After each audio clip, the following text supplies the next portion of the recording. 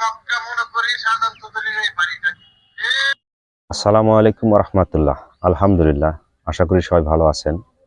হাদিসের পরিভাষায় এবং অসংখ্য তাফসির কারক আলেম ওলামাদের মতে শেষ জামানায় মক্কার কদর কমে যাবে, আখিরি জামানায় মক্কার কদর কমে যাবে। গ্রামের অসংখ্য মানুষ শহরে আনাচে কানাচে অসংখ্য ধর্মপ্রাণ মানুষের, মুসলমান ভাইদের যখন একটু টাকা পয়সা হয়, মনের মধ্যে একটু স্বপ্ন আশা আকাঙ্ক্ষার জায়গা থাকে যে একটু মক্কা শরীফ যাব, ওমরা করব বা বড় হজ করব, মক্কা শরীফ গিয়া আল্লাহর ঘর বাইতুল্লাহ কাবা শরীফ তওয়াফ করব, হজরে আসওয়াদ সেই জান্নাতি কালো পাথরটা চুমা খাইব, সেই জান্নাতি কালো পাথরটা চুমা খাইব। আর হাদিস শরীফে আছে কোনো মানুষ যদি সেই হজরে আসওয়াদ একবার চুমা খাইতে পারে, আল্লাহ তাআলা তার পিছনের জিন্দেগির গুনাহ সমস্ত গুনাহ মাফ করে দেন। তো শেষ জামানায় মক্কার কদর কমে যাবে এই জন্য একজন বিধর্মীর দ্বারা ইসলামের মধ্যে যতটুকু ক্ষতি না হয়, তার সাথে বেশি ক্ষতি হয় বর্তমানে মুসলমান রূপী কিছু মানুষের দ্বারা।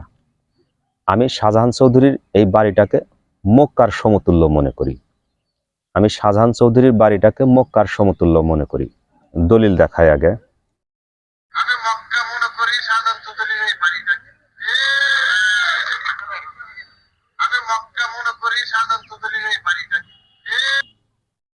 আমি মক্কা মনে করি শাহজাহান চৌধুরীর এই বাড়িটাকে। পৃথিবীর সমস্ত দেশের মাটি একত্রিত করলে আল্লাহ তাআলার কাবা ঘর বাইতুল্লাহ হেরেমের মাটির সমুদ্র এক চিমটি সমপরিমাণ হবে না।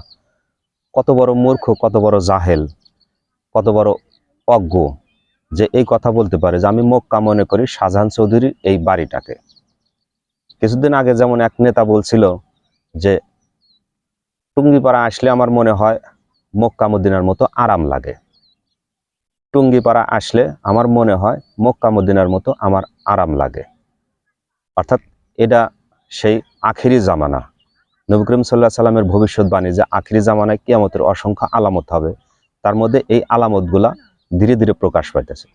ভালো থাকবেন, সুস্থ থাকবেন, আল্লাহ হাফেজ।